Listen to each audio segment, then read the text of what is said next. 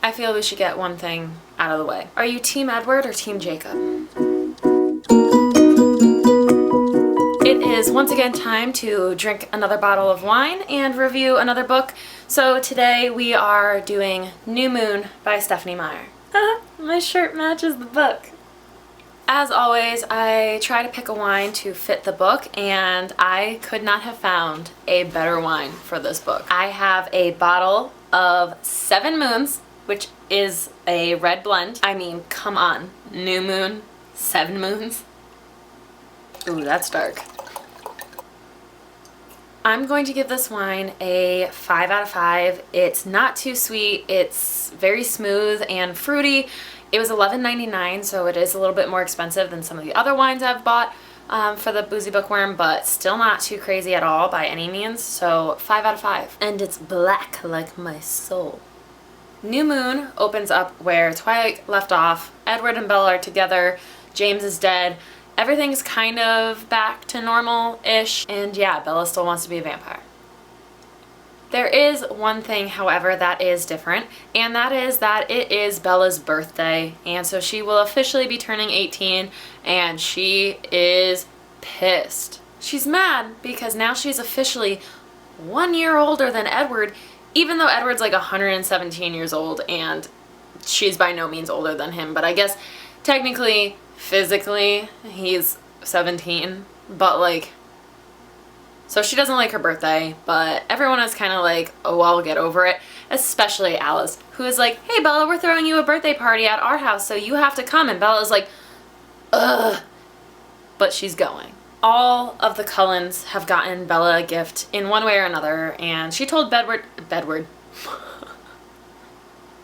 shows you where my mind's at. She goes to unwrap a present from one of them, and gets a paper cut, because only Bella would give herself a paper cut on unwrapping a present in a room full of vampires. It was mentioned in the last book, but Jasper, Alice's boyfriend, is the newest turned vampire, and so he kind of still struggles with their whole vegetarian appetite diet thing. So Bella has a paper cut, and he kind of loses control. Edward and Emmett and Carlisle try to keep Jasper at bay, but Jasper has to leave, and then somewhere in there, Bella gets pushed into a table and is now bleeding profusely from her arm because the table was glass, and so the party's over. And now Edward's acting really weird because to him, that was a big deal, and Bella's just never going to be safe around him or his family. 68 pages into the book, and your heart is breaking. Or it should be, because if it's not, then I don't know what's wrong with you, and you should probably just stop watching now. Edward is trying to break up with Bella, and I say trying because Bella's like pretty resilient and is like really hard-headed and is like, no, I'm coming with you. And he's like, you're not coming with me, Bella. I don't want you to. And she's like, you don't want me? And he's like, no, you're not good for me.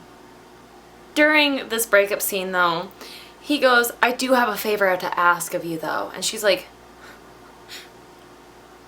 and he's like, don't do anything reckless, ever. And he's like, and I'll make you a promise in return. This is the last you'll ever see me. I cannot explain to you how hard middle school me sobbed forever. So Edward leaves. In fact, all of the Cullens are gone. And that's it. Bella's by herself. That's their breakup. And she's left alone in the woods because he vampire darts out of the woods, leaving her alone. And she's like, her dad, Charlie, being the cop he is, finds out she's been not home, and it's dark now, and no one knows where she is, so he calls a whole search party to find Bella. Meanwhile, she's been crying on the forest floor for hours after trying to find Edward. But he is legitimately gone, so now Bella falls into a depression. She does not talk to any of her friends, you know, Anna Kendrick. She does not go anywhere. She stays at home. She won't talk to anyone, except she will send Alice emails. This would pair really well with chocolate or steak. I want both. Eventually, Charlie confronts Bella and is like, hey, this isn't normal, because Bella's been screaming and crying in her sleep, and he's like, this isn't normal. You need to move back home with your mom, and you need to get out of here because this town is not okay for you. And she's like, no, I want to stay here. I do. And Charlie's like, Bella, you haven't seen or hung out with any of your friends in months, and I'm worried about you. And she's like, yeah, I know, but actually, like, I have plans with Jessica, actually. And Charlie's like, oh, well, alrighty then. So her and Jessica, who she hasn't seen in months, go see a movie, and Jessica's talking and Bella's not really listening because she's still heartbroken and devastated. And they walk past this, not an alleyway, but they're like walking, and all of a sudden Bella sees the guys that, if you remember from book 1, were trying to do really gross and disgusting things to her before Edward stopped them. Yeah, it's those guys, and they have motorcycles. And then she sees Edward. Not really Edward, but like her brain puts Edward's... She's like hallucinating. I don't know. But she sees Edward, and Edward speaks to her and is like, don't do anything stupid. And she's like, oh my god, I just saw him. So now she walks closer to the bikes, and he's like, you promised you wouldn't do anything stupid or reckless. And she keeps going. So she goes and talks to these guys and gets on the back of one of their bikes so that she can see Edward. And this starts the whole plot for New Moon. Meanwhile, Jessica is now still waiting for Bella to return from her crazy bike adventure with a random man. And she's like, are you kidding? Are you psychotic? Like, do you have a death wish? And Bella's like, oh my god, that was such a rush. And Jessica's like, so what, you're an adrenaline junkie now? Like, that's who you are? Okay. And that was rude. So Bella has discovered that if she has an adrenaline rush by doing something stupid and dangerous, she will see Edward. So that is what she's going to do now. Bella reaches out to Jacob Black, who, if we remember from the first book, is like a little bit younger than her, but like her guy best friend. And she brings him 2 dirt bikes, motorcycle things, to fix up. They bond together over these bikes, and they become even closer, and she knows he likes her, and she's just kind of ignoring it, and it is what it is. But she also kind of likes him. And you know what? If Edward doesn't come back, she could see herself with Jacob. Anyway, they finish these bikes. She rides one. After Jacob kind of like walks her through, like, hey, this is kind of how you do it, she goes, can't figure it out afterwards, crashes into a rock, bleeds from her head. Jacob rushes over and is like, are you okay? And she's like, oh my god, I'm so sorry. And Jacob's like, you don't need to apologize, Bella, it's just blood. You know, because he's not a vampire. Vampire. Does it sound southern to you guys when I say that word? Anywho, Jacob has decided no more bikes. But it did work. She did see Edward again. So now that Jacob says no more bikes, she has to figure something else out. Something else reckless and dangerous to do to see Edward. At some point during all of this, Jacob points out that Sam and other members of the Quillette tribe are starting to bond together really well, and Embry just joined them, and Jacob's just like, I don't know, dude, Sam's just kind of really weird, and Embry used to hate him, and now he's all about him, and like that whole little clique is just really weird, and I don't ever want to be like them. So Bella hasn't heard from Jacob in quite a while, and his dad tells her he's really sick, he can't have visitors, and she's like, okay, and she like buys that for long enough, and then eventually she gives up and she's like, I don't buy it anymore. So she shows up at his place, and Jacob is fine, except now he's gone through a complete glow up. He still has his like 6'8" pack, but he's cut his hair. And so Bella's like, oh my god, you cut your hair, blah blah blah blah blah. And Jake's like, yeah, but you shouldn't be here, in fact I don't want you here. And Bella's like, what do you mean? He's like, I don't like you anymore. That's not what he says. But basically, like, they have a falling out. He's like, you need to stay away from me. I'm not a good guy. And Bella's like, are you kidding? Because she knows all about the bad guy. Jacob shows up later that night to apologize to Bella for how things went down earlier, and he's like, the thing that annoys me is that I've already told you what's going on. You already know. And she's like, I don't know what you're talking about.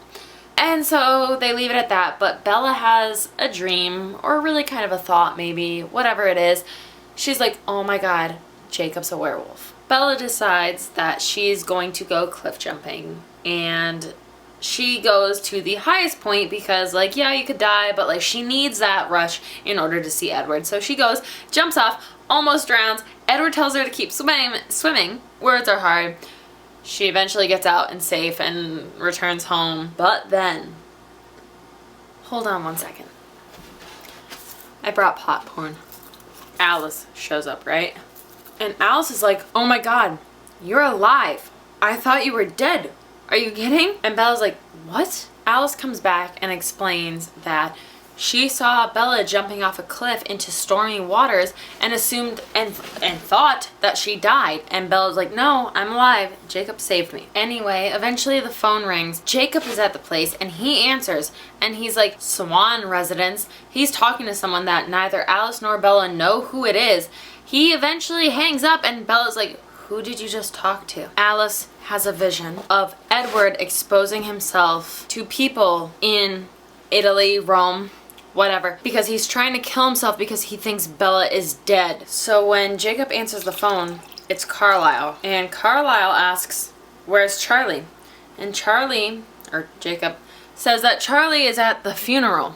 The funeral. Except it wasn't Carlisle, it was Edward. And now Edward thinks Bella's dead, and so he's gonna go kill himself. So Edward is going to Italy to expose himself to humans as a vampire, which is against one of the laws of vampires, and the Volturi will kill him. So Bella and Alice race to Italy to save Edward from the Volturi, and Bella gets there just in time. She slams into Edward and is like, Edward, no, don't do this. And he's like, amazing.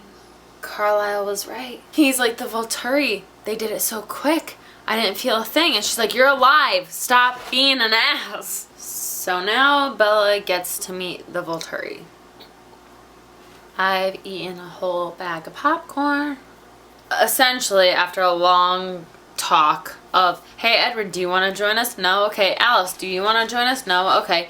They're like, Bella, we're cool with this relationship as long as eventually you become a vampire, because otherwise our secret's not safe. And Alice is like, I've seen it happen. It will happen. So Edward's pissed because basically he's been told, hey, you either turn Bella into a vampire or we kill you and her, and ta-da. And that's how New Moon kind of ends. Cover design is a 4 out of 5. This peony-ish rose is symbolic of like the birthday party where she gets blood on all the flowers and everything and she's bleeding. I just really love the very stark contrast.